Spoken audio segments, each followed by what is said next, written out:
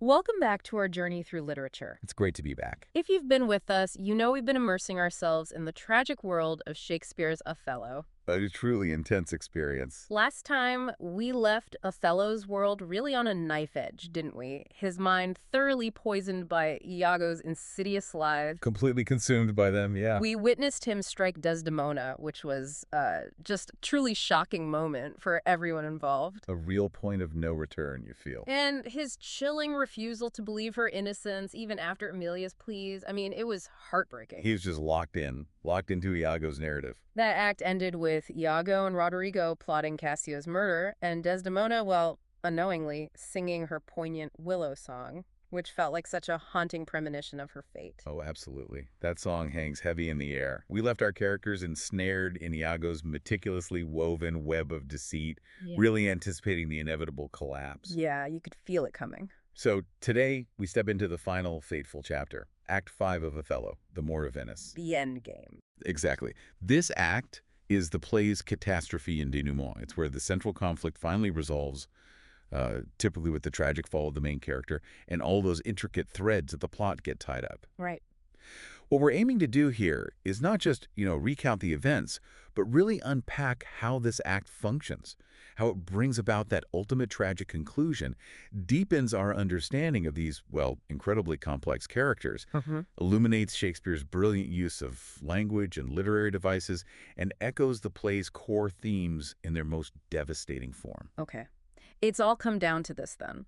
With the stage set for Iago's final desperate gambit, the play just plunges us straight into the violence of scene one, doesn't it, on the dark Cypriot street. So what exactly goes down in this opening sequence? Well, this is where Iago's meticulous planning and his, frankly, utter ruthlessness truly coalesce. Roderigo and Iago ambush Cassio. As planned. As planned, Yeah. but crucially, while Cassio is wounded, he isn't killed. But then, and this is pure Iago, to silence Roderigo and completely erase any trace of his own involvement, he cold-bloodedly murders his naive accomplice. Yeah, just like that. Just like that. He ensures his secret dies with Roderigo. Then, with chilling speed and cunning, he sort of discovers the attack and immediately tries to frame Bianca for Cassio's injury. Unbelievable. Structurally, it's still part of the falling action, dealing with the direct consequences of Iago's earlier moves and setting the final pieces for the ultimate unraveling. And, I mean, what does that tell us about Iago at this point? His character feels fully, terrifyingly realized here. It absolutely does. If we connect this back, his cold-blooded pragmatism and absolute ruthlessness are just, well, chillingly on display. He doesn't hesitate for a second to murder Roderigo, his loyal, if, let's face it, foolish accomplice. Yeah, poor Roderigo. Just to protect his plot. Yeah. This reinforces that portrayal of him as what some critics call an eternal villain, almost like this motiveless malignity, where evil is committed purely for its own sake, almost. Like he enjoys it. It seems that way sometimes. And he maintains that honest Iago facade, even as he's committing murder and shifting blame. That's maybe the most terrifying part. And Roderigo, just a pawn to the end. Tragically, yes. Confirms his foolishness, his gullibility, easily duped, and then just discarded once he's served his purpose. A really bleak end for him. And that's where Iago's famous aside comes in, doesn't it? This is the night that either makes me or fordoes me, quite, that just perfectly reveals the sheer magnitude of the stakes for him. Precisely. That one line, that little aside to us, really tells you everything. It's the critical moment, isn't it? Success or failure hinges on this, and it ramps up the dramatic irony that's been building the whole play. Because we know. We, the audience, are fully aware of his true intentions, while everyone else on stage remains tragically blind. It's agonizing to watch. It really is. It's a brutal scene. And it raises an important question about the play's thematic resonance, doesn't it? Especially around themes like justice and truth. Absolutely. This scene starkly develops that theme of appearance versus reality. Iago's deceptive honesty here masks his murderous intent with just absolute precision. He's masterful in a horrifying way. Horrifying, yeah. And it also touches profoundly on justice, or maybe the perversion of it. Roderigo gets this brutal, unjust end, while Iago, for the moment at least, evades accountability. It shows just how easily villainy can hide in plain sight and manipulate perception. Okay, so with Iago still somehow weaving his web, the play now tragically pivots. We move to the intimate horror of Desdemona's bedchamber in scene 2, the play's true catastrophe. This is it, isn't it? What are we witnessing here? This is the absolute climax of Right, Act right. 5, yeah. The play's ultimate devastating turning point. Mm. Othello enters Desdemona's bedchamber. His intent is clear, to kill her. God. And despite her desperate pleas, her fervent assertions of innocence, he smothers her. It's almost unbearable to read, let alone watch. It is. Then Emilia enters, discovers the murder, and crucially, upon hearing Othello's accusations blaming Desdemona, citing the handkerchief, she bravely exposes Iago's villainy about the handkerchief. Finally. Finally. But Iago, enraged, stabs Emilia, fatally wounding her, and then flees. Coward. Utterly. Othello, in this shattering moment of realization, finally seeing the truth, stabs Iago, though not mortally, unfortunately, perhaps.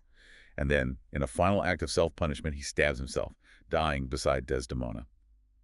As the remaining characters arrive, Ludovico, Montano, Cassio, Graciano, the full truth, helped by letters found in Roderigo's pocket, finally, tragically emerges. It's just a gut-wrenching sequence. Let's talk about Othello first. His opening soliloquy, it is the cause, my soul. It's truly heartbreaking. What's happening inside him in that moment? It reveals such a tortured internal state, doesn't it? He's a man still clinging somehow to this deluded sense of justice.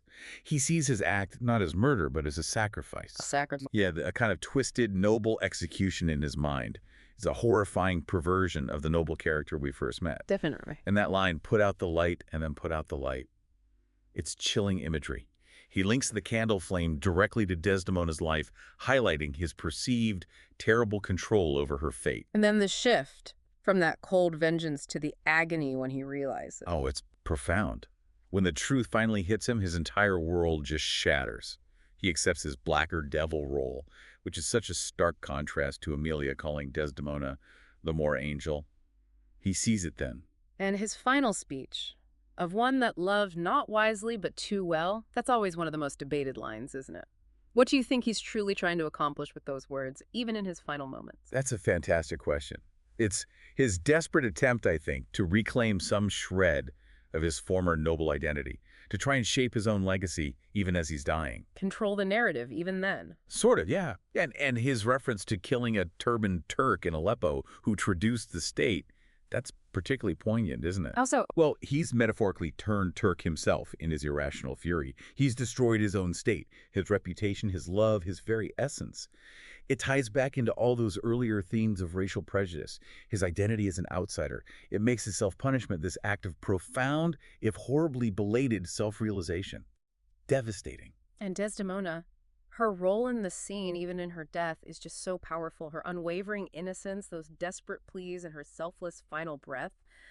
Commend me to my kind lord. You're right. It confirms her absolute purity right to the Right. very end. Her name itself, from the Greek meaning unlucky, well, it tragically proves prophetic, doesn't it? Yeah. She embodies this unwavering love and purity, which just makes her demise all the more devastating and underscores the sheer horrifying injustice of it all. But the true hero of the scene, for me anyway, really emerges in Emilia. Her transformation, her courage, it's truly powerful. Oh, absolutely. This is Emilia's moment. Her transformation from, well, a seemingly subservient wife into this absolute truth-teller who defies her villainous husband. It's one of the most powerful arcs in the entire play. You really feel it when she repeats, my husband. Exactly. That disbelief, then dawning horror, and her defiant line, I will not charm my tongue, I am bound to speak. It shows her fierce loyalty to Desdemona and this undeniable moral awakening, even knowing it will cost her her life. She sacrifices herself. She does. She sacrifices herself to expose the truth, becoming the voice of justice in the face of just overwhelming deceit, incredible bravery. And then there's Iago finally exposed. His response, or rather his lack of response, is just chilling. His silence. Demand me nothing. What you know, you know. From this time forth, I never will speak word. It reinforces his embodiment of pure, unadulterated evil, doesn't it?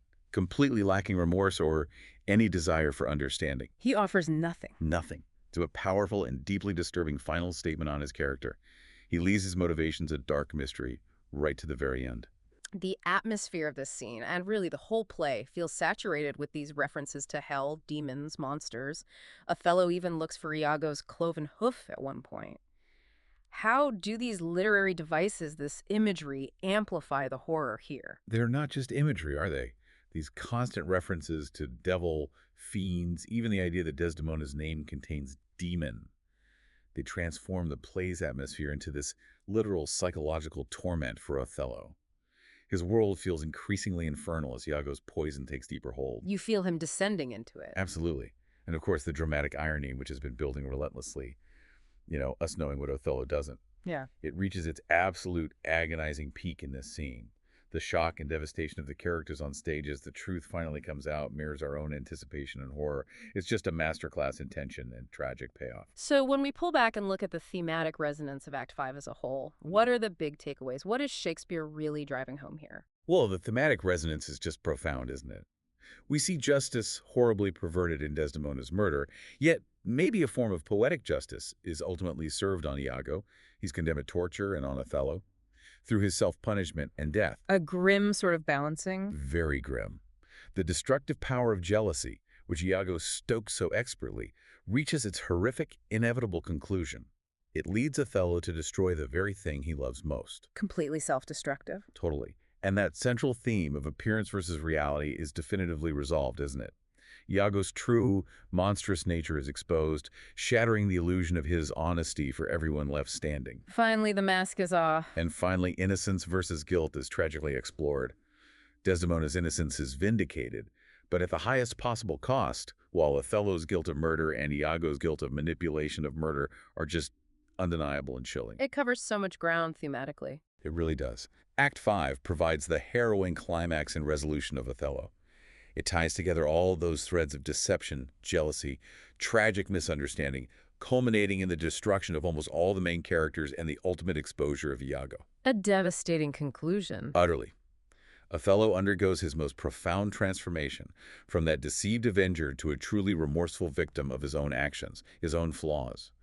The initial conflict sparked by Iago's envy, which escalated through all those acts of manipulation, the misuse of symbols like the handkerchief, it's finally put to rest, but not before just immense tragedy unfolds. By the end of this act, the world of the play has been irrevocably, terribly altered by the consequences of Iago's villainy and Othello's fatal trust. So what does this all mean for us then, as the audience? While the curtain falls on this particular tragic journey, Othello leaves us with a really profound, unsettling question, doesn't it? I think it does. In a world where appearances can be so deceiving, and our own internal biases, our insecurities, can be so easily weaponized against us, well, what self-deceptions might we be clinging to, even now, that could potentially lead us down a similar tragic path? That's the question, isn't it? How vulnerable are we? It's a chilling thought that definitely lingers long after the final lines. It certainly does. Thank you for joining us on this literary journey. If you're nodding along, help other curious minds discover these conversations too. Press like and subscribe.